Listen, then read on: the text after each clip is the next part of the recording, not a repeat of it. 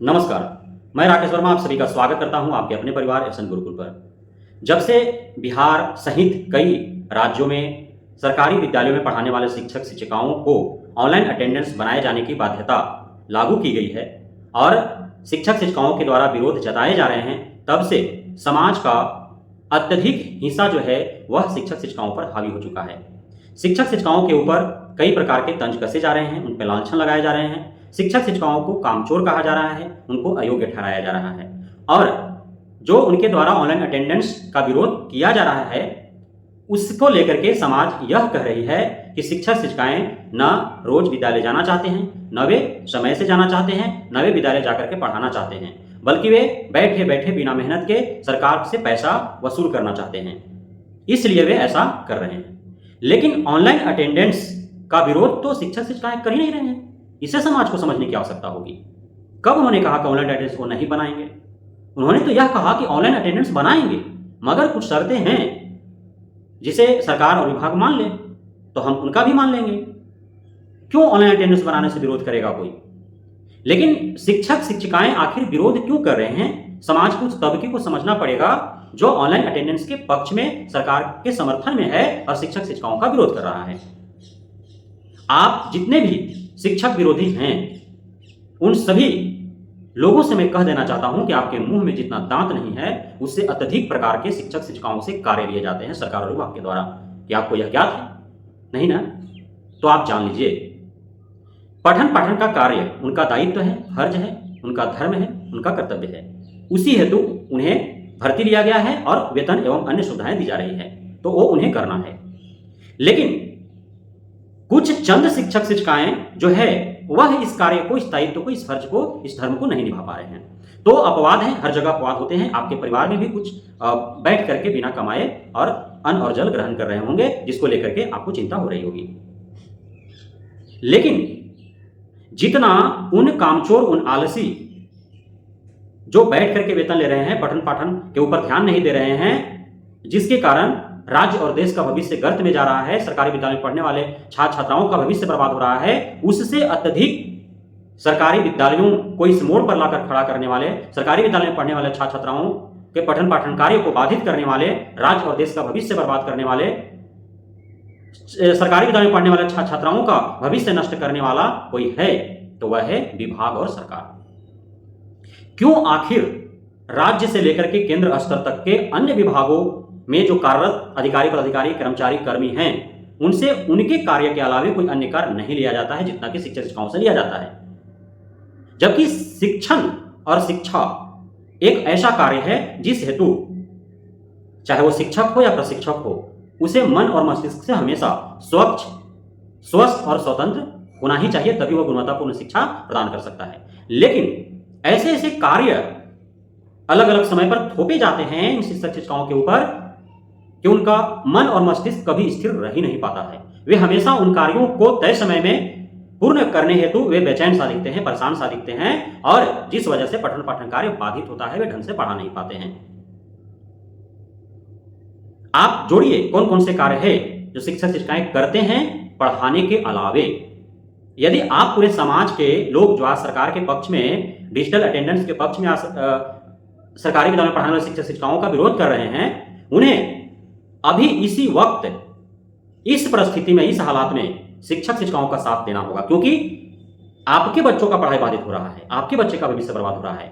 आप शिक्षक शिक्षिकाओं के साथ खड़े होकर के और शिक्षक शिक्षिकाओं का जो मांग है वो मांग पुरजोरता से सरकार और विभाग के समक्ष रखें कि नहीं, शिक्षक शिक्षिकाएं ठीक कर रहे हैं, आप पहले इसे दूर और दुरुस्त करें, इन समस्याओं को निपटारा करें, इनकी मांगों को पूर्ण करें, उसके बाद आप डिजिटल अटेंडेंस लें और सिर्फ और सिर्फ शिक्षकों का एक ही कार्य हो जाएगा, वह सिर्फ और सिर्फ विद्यालयों में आकर के पढ़ाना। उसके अलावा कोई कार्य शिक्षक शिक्षिका नहीं करेंगे। आपको जो भी अनर्गल जो है शिक्षणेतर कार्य करने हैं, अतिरिक्त कार्य करवाने हैं, उसके लिए आप दूसरे कर्मियों से कार्य करवाएं, शिक्षक को उसमें संलग्न न करें, संलिप्त न करें। पहला जो कार्य है वह है आपका जो मध्याह्न भोजन है, वो तो विद्यालय में ही है ना। जब मध्याह्न भोजन का प्रावधान आया था उस समय बोला गया था कि शिक्षक सिर्फ देख रेख करेंगे कि चलो टिफिन है, बैठा देंगे बच्चों को और वो आराम से खिला उला देंगे, उसके बाद कोई कार्य नहीं है। लेकिन समय बीतने के साथ आज शिक्षक शिक्षिकाओं को कौन कौन से कार्य हैं? उस मध्याह्न भोजन के आड़ में शिक्षक शिक्षिकाएं गैस सिलेंडर लाएंगे, शिक्षक शिक्षिकाएं डेली सब्जी लाएंगे, शिक्षक शिक्षिकाएं नमक तेल हल्दी पाउडर लाएंगे, मर मसाला लाएंगे, आटा चावल लाएंगे, अंडा लाएंगे शुक्रवार को, तो मौसमी फल लाएंगे शुक्रवार को। खाना गुणवत्तापूर्ण है कि नहीं इसका जो है जांच शिक्षक शिक्षिकाएं करेंगे। अलग अलग रूटीन के हिसाब से खाने देने हैं, वो बन रहे हैं अथवा नहीं, गुणवत्तापूर्ण बन रहे हैं कि नहीं, पोषक तत्व उसमें है कि नहीं, पोषण आहार है कि नहीं, ये सारे उनको ध्यान देने हैं। उसके बाद विद्यालयों से संबंधित जितने भी रिपोर्ट हैं वो सारे, चूंकि उसके लिए तो कर्मचारी अलग से है नहीं, वो सारे कार्य जो है शिक्षक शिक्षिकाओं को ही करना पड़ता है और उन्हें रजिस्टर भी मेंटेन करना पड़ता है और उसे उसी तय समय में जाकर के ऑनलाइन भी रिपोर्ट विभाग को भेजने पड़ते हैं, जो भी अलग अलग राज्यों में उनका पोर्टल है। बिहार में ही शिक्षा कोष है, यूपी में प्रेरणा है, तो उन्हें उसी समयावधि में करना पड़ता है। अब चूंकि सरकारी विद्यालय में पढ़ने वाले जो बच्चे हैं उनके माता पिता अत्यधिक जो है वो निरक्षर है, कम पढ़े लिखे हैं, तो वे प्रत्येक दिशा निर्देशों को समझ नहीं पाते हैं। तो पूरा जो माता पिता को कार्य करने चाहिए बच्चों के लिए, वो सारे कार्य शिक्षक शिक्षिकाओं प्रधानाध्यापक को करना पड़ता है। आधार कार्ड बच्चा का नहीं है, वो प्रधानाध्यापक या शिक्षक शिक्षिका बनवाएंगे। आधार सीडिंग करवाना है तो वो करवाएंगे, जन्म प्रमाण पत्र वो बनवाएंगे, बैंक में खाता वो खुलवाएंगे, बैंक के खाते में किसी तरह की समस्या हो गया, बंद हो गया तो वो चालू करवाएंगे। पुस्तक जाकर के संकुल से, ब्लॉक से ला करके, बीआरसी से ला करके और उन्हें विद्यालय में बांटना है। किन्हें पोशाक मिला अथवा नहीं, किन्हें छात्रवृत्ति मिला अथवा नहीं, किनको मिलना चाहिए किनको नहीं मिलना चाहिए, ये सारे रिपोर्ट शिक्षक शिक्षिका प्रधानाध्यापक तैयार करेंगे। अब जिस बच्चा का उपस्थिति कम होता है, यदि उसे छात्रवृत्ति नहीं मिलता है, पोशाक नहीं मिलता है, उनको पुस्तक नहीं मिलता है, अन्य सरकारी लाभ उनको नहीं मिलते हैं, तो फिर कपर फुटबॉल भी झेलना है शिक्षक शिक्षिकाओं प्रधानाध्यापकों को, क्योंकि कहाँ बच्चों के माता पिता समझने वाले हैं, समझ पाते हैं। फलाना के बच्चा के मिला तो हमारा काहे नहीं मिला, कहाँ छोड़ा था। मेंटेन है कि आपका बच्चा 75% नहीं उपस्थिति दर्ज कर पाया है, फिर भी कहाँ छोड़ा था। 10 दिन धनवा काटे, 10 दिन हमारा पंजवा के समय तो छोड़ लिया नहीं, खाली 2-4 दिन आओ कहीं शादी ब्याह में गेल होते, कहाँ छोड़ लिया। आप कपर फुटबॉल कीजिए, तो मैं कीजिए उनसे। पूरा फॉर्म उनको भरवाना है, मार्कशीट उनको जो है बांटने हैं, टीसी उनको काटने हैं, उसके लिए अलग से तो कर्मचारी नहीं है, सारे उन्हीं को करने हैं। तो ये तो स्कूल से कार्य हो गए। स्कूल में अब रंग रोगन का काम उनको करना है, बोर्ड का कालीकरण का कार्य उनको करना है। कोई विद्यालय में सफाई करनी नहीं है, फिर भी पूरा कैंपस साफ होना चाहिए, पूरा कक्षा साफ होना चाहिए, पूरा जो है रसोई घर साफ होने चाहिए, शौचालय साफ होने चाहिए, आपका पुस्तकालय साफ होना चाहिए, कार्यालय साफ होना चाहिए। ये सारे बिना सफाई कर्मी के सारे साफ सुथरा करवाने हैं उनको। अब बच्चों से वो झाड़ू लगवा नहीं सकते हैं, बच्चों से वो शौचालय साफ करवा नहीं सकते हैं, तो करवाएंगे किससे आखिर, खुद झाड़ू मारेंगे क्या। तो क्या क्या उनको परेशानियां झेलना पड़ता है आप समझें। पूरा विद्यालय में बेंच डेस्क लगा हुआ है हर कक्षाओं में और उसको साफ सफाई करवाने हैं। बेंच डेस्क टूट गए, बेंच डेस्क का स्क्रू ढीला हो गया, सब उनको देखने हैं, फिट उनको करने हैं, फिनिश उनको करने हैं। फर्श टूट गए, छत से पानी टपक रहे हैं, प्लास्टर टूट गए, तो उन्हें झेलना है। विद्यालय अवधि में यदि किसी बच्चा के साथ कुछ घटनाएं घट जाती है तो उसे झेलना उनको है। कोई बीमार पड़ जाता है, कोई खेलने के क्रम में हाथ पांव टूट जाता है, किसी का सर फट जाता है, तो उनको झेलना है। अब वो कहाँ के बच्चे हैं तो गार्जियन को आने में देर हो जाएगा, तब तक शिक्षक का इंतजार तो नहीं करेंगे। अब उनको जाना है बच्चों को लेकर के अस्पताल, तो जाएंगे। तो ये सारे कार्य हैं। अब उनको आने के क्रम में कौन कौन सी परेशानी होती है, तो कहीं जो है रेलवे गुमटी पड़ गया, फाटक बंद, कहीं कितने समय तक उनको इंतजार करना पड़ेगा कोई नहीं जानता है। कहीं कच्ची सड़क है, बरसात के दिनों में पूरा कीचड़ भरा है, अब जाएं तो जाएं कैसे। जंगलों से होकर गुजरना है, पहाड़ियों से होकर गुजरना है, कंटीली झाड़ियों से होकर गुजरना है। बीच रास्ते में ऐसे नदी नाले नहर हैं जहां पुल पुलिया नहीं है या थे भी तो टूट गए, उससे होकर के गुजरना है। बरसात के दिन में आप देख पा रहे हैं शिक्षिकाओं को कैसे जाना है, क्योंकि सरकारी विद्यालय ऐसे ऐसे सुदूर ग्रामीण इलाकों में हैं जहां मुख्य सड़क से कोई मार्ग नहीं है, कोई वहां यातायात के साधन नहीं है, तो उन्हें अपने साधन से जाना पड़ता है। और उनके साथ बीच में रास्ते में कुछ भी हो सकता है, वो बीमार पड़ सकते हैं, उनका एक्सीडेंट हो सकता है, वो किसी प्रकार गिर सकते हैं, कोई उन पर हमला कर सकता है। महिला जो शिक्षिकाएं हैं वो तो और भी असुरक्षित हैं यदि उनको इस प्रकार से मुश्किलों का सामना करना पड़ता है। तो आप देखिए बिहार में 13-14 शिक्षक शिक्षिकाएं थे एक ही नाव पर, और उनका नाव का मार्ग ही भटक गया, पूरा कुहासे थे और आसपास कुछ दिख ही नहीं रहा है। सही प्रार्थना कर रहे हैं कि जैसे तैसे जो है नाव वाहक तो था वह किनारे पर ले गया तो सभी का जान बच पाया। अब वो नाव यदि जो है उतना कुशल नहीं होता नाव वाहक, और यदि किनारे पर नहीं लेकर जा पाता और यदि अंधेरा हो जाते तो फिर नाव कहाँ जाते किसी को नहीं पता चलता। बावजूद इसके विभाग और सरकार सजग नहीं हो रही है। बाढ़ से जो है पूरा यूपी का आधा हिस्सा, यूपी वाले भी तो कुछ हिस्सा बाढ़ से ग्रसित हुई हो जाते हैं ना, बिहार का आधा हिस्सा ग्रसित है। पूरा सरकारी विद्यालय जो है जलमग्न है, किसी प्रकार से पानी में तैर करके नाव के सहारे डुबकी लगाते हुए झाड़ियों को, नहरों को, नालों को पार कर रहे हैं। अब बरसात का पानी है, हो सकता है उसमें जहरीले सर्प हों, अन्य कोई जो है जलीय जीव हों जिनका दंश उनको झेलना पड़े। ये सारे तमाम परेशानियां हैं। अब इसके अलावे जो है ये तो उनका जो है आने जाने करने में परेशानियां होगा, उनको विद्यालय में जो है इस प्रकार के इतने सारे कार्य करने पड़ते हैं। अब इसके अलावे सरकार विभाग कौन कौन सी कार्य थोपता है उस पर आप जोड़ते रहिए। आपका वोटर लिस्ट में नाम कौन जोड़ता है, कौन काटता है, कौन सुधरवाता है? बीएलओ कौन है? टीचर ही तो है। आप जब जनगणना होते हैं तो जनगणना कौन करता है? आपके जो आस पड़ोस के लोग, यदि आपके घर परिवार के लोग जो निरक्षर हैं उनको साक्षर करने की जिम्मेदारी किसको है? भले ये धरातल पर नहीं उतर पा रहा है लेकिन जिम्मेदारी तो उन्हीं को है ना। अब आपके गांव में किस परिवार में कितने लोग हैं, कितने स्त्री हैं, कितने पुरुष हैं, कितने अविवाहित हैं, कितने विवाहित हैं, कितने बेरोजगार हैं, कितने रोजगारी हैं, कितने साक्षर हैं, कितने निरक्षर हैं, कौन कितना पढ़ा लिखा है, किसका कितना आय है? अभी बिहार में जाते जनगणना हुआ, कौन किया? शिक्षक शिक्षाएं तो किए, तो पढ़ाना भी था, ये कार्य भी उनको करने थे। उसके बाद अब मैट्रिक बोर्ड का परीक्षा कौन लिवाता है, इंटर बोर्ड का परीक्षा कौन लिवाता है, मैट्रिक इंटर का कॉपी कौन जांच करता है? सोचने वाली समझने वाली बात है। पोलियो अभियान जब चलेगा तो उसमें शिक्षकों को लगा दिया जाएगा। अन्य कोई भी, अभी आपने देखा कोरोना काल में शिक्षकों को ड्यूटी लगी थी कि नहीं लगी थी? कोरोना काल में आप सभी अपने घरों में दुबके थे, आपके अपने परिवार को भी यदि कोरोना पॉजिटिव हो जा रहा था तो आप उसके इर्द गिर्द भी नहीं जा रहे थे और शिक्षक शिक्षकों से ड्यूटी ली जा रही थी, तो अपना जान जोखिम में डाल करके आपके घर परिवार के लोगों का सेवा कर रहे थे ना, समाज के लोगों को सेवा कर रहे थे ना वो। तो उनको तो पठन पाठन का कार्य है ना, वो फिर कोरोना काल में डॉक्टर थोड़ी थे, वे नर्स थे, उनको क्यों कार्य लिया गया? पोलियो अभियान में पोलियो बनाने पिलाने की ड्यूटी उनसे क्यों ली जाती है? सोचने और समझने वाली बात है। अन्य कोई भी उस प्रकार के संक्रामक रोग जब फैलते हैं देश में, राज्य में, तो उसमें शिक्षकों को ड्यूटी लगा दी जाती है। पेड़ पौधा लगवाने का जिम्मेदारी इनको है। जल जीवन हरियाली के प्रति सजगता किनको फैलाना है? इनको फैलाना है। पोलियो अभियान ये चलाएंगे, अन्य कोई भी संक्रामक रोग है उसके प्रति सजगता ये फैलाएंगे। किसी भी प्रकार की आपदा आ जाती है तो उसमें जो है सेवा में इनको लगा दिया जाएगा। उसके बाद अन्य कई भी और भी कई कार्य हैं। आपका गांव का जो है वो किस परिवार में कितने भैंस है, गाय है, बकरी है, मुर्गी है, मुर्गा है, बतख है, वो भी गिनते हैं। बोड़ा गिनने का कार्य कभी दे दिया जाता है, कभी खुले में शौच करने वाले जो है उनको फोटो खींचने का काम दे दिया जाता है, कभी सड़क पर खड़ा करके जो है गाड़ियां जो है जांच करने का काम इनको दे दिया जाता है। उसके बाद स्वच्छता अभियान ये चलाएंगे, स्वास्थ्य के प्रति जागरूकता अभियान ये चलाएंगे, शिक्षा के प्रति जागरूकता अभियान ये चलाएंगे, बच्चों को घर से धर पकड़ करके विद्यालय लेकर के आएंगे।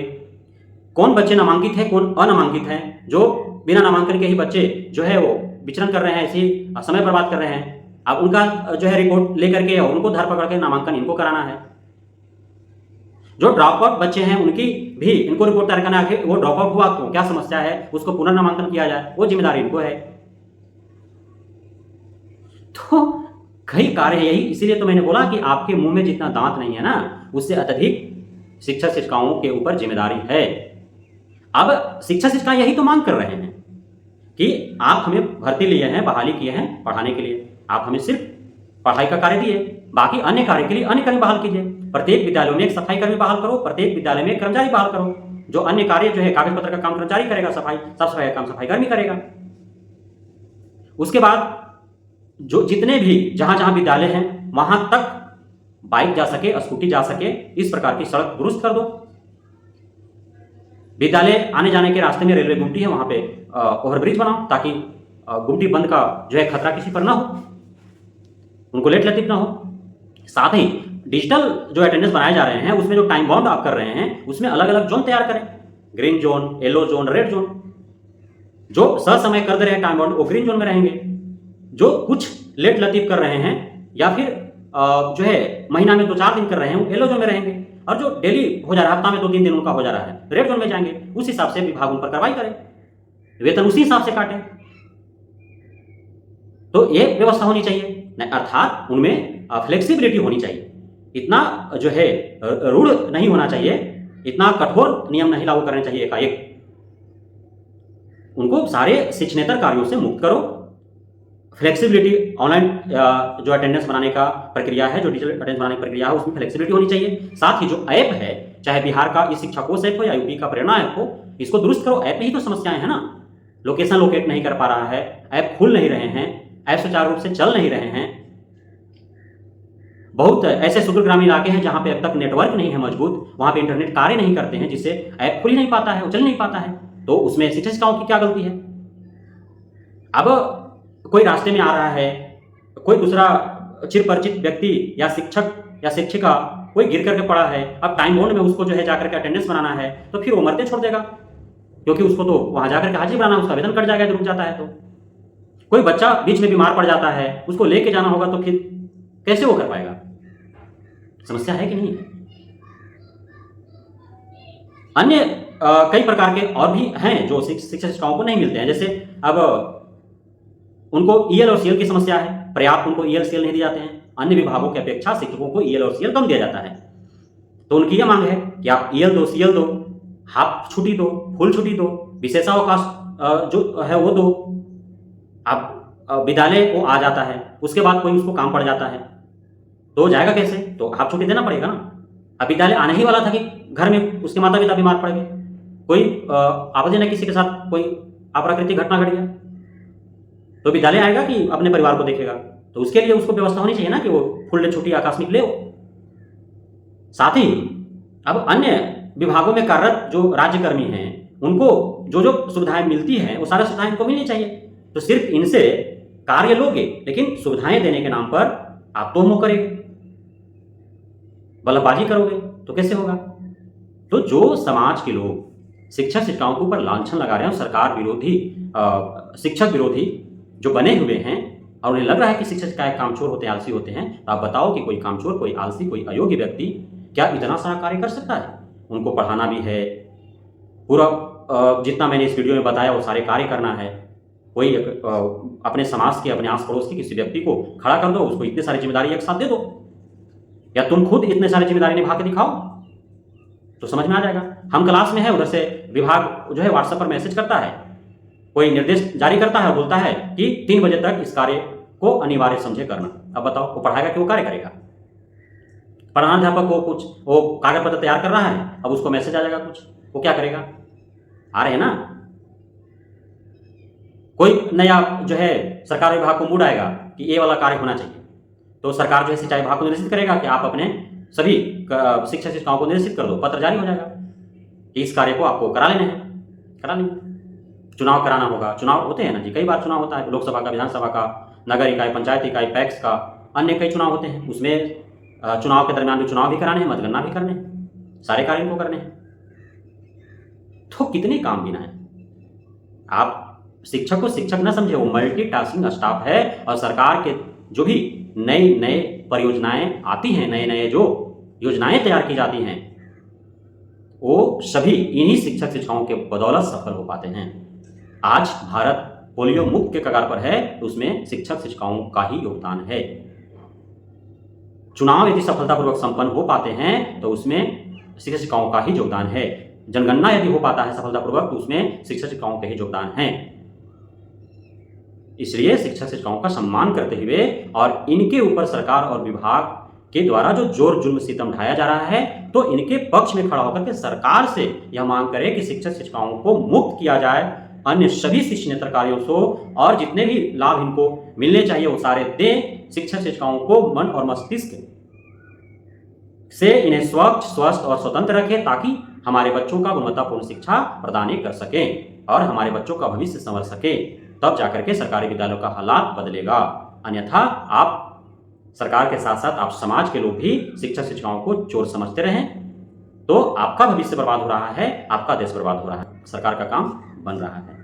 बहुत बहुत धन्यवाद आप सभी साथियों का हमारे साथ जुड़े रहने के लिए, बनने के लिए, इतना प्यार देने के लिए, आपको भरोसा बनाए रखने के लिए।